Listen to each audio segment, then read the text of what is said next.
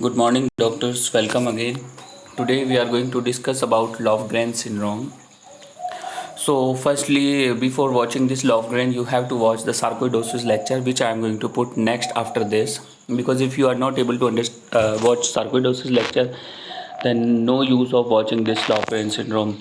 Because Lofgren syndrome is similar like as sarcoidosis, but little differences I am going to explain here. Okay. Lofgren syndrome presents acutely, whereas sarcoidosis presents chronically, means long term. It typically presents in younger patients with acute onset erythema nodosum, bilateral hilar lymphadenopathy, fever, and migratory polyarthritis.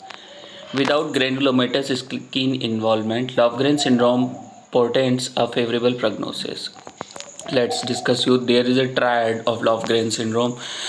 In triad, we see erythema nodosum, bilateral hilar lymphadenopathy, erythema nodosum, bilateral fever, and bilateral.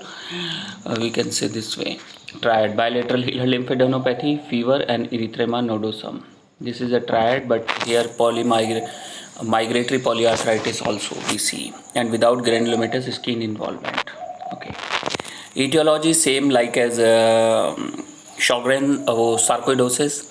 Etiology and pathophysiology of cutaneous sarcoidosis are poorly understood and attributed to both genetics and environmental factors.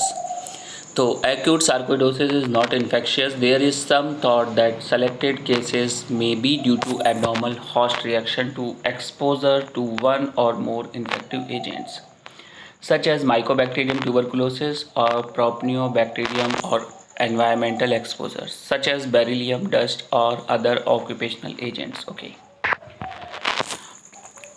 Lofgren syndrome consistently appears to be more common in females. It occurs most commonly in European Caucasian, especially patients with Scandinavian descent. Young to middle-aged adults are more likely to present with this disease with a median age 37-year-old.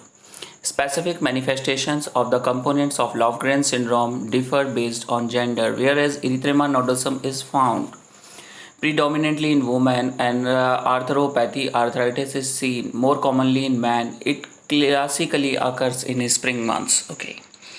Treatment in Lofgren syndrome, we are not going to see no lupus perineo. Here is better prognosis.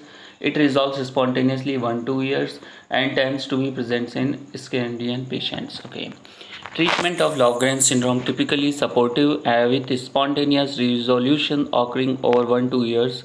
Constitutional symptoms and arthralgias are treatable with non-steroidal anti-inflammatory drugs or colchicine. In rare severe cases may warrant corticosteroids use, which can usually be tapered quickly over a few weeks to months. So guys, I hope you understand about Lofgren syndrome. My next video about sarcoidosis and Lofgren syndrome both. So don't forget to watch that one. That will help you to understand more about sarcoidosis and Lofgren syndrome. Thank you. Good day. Goodbye. That's all for today.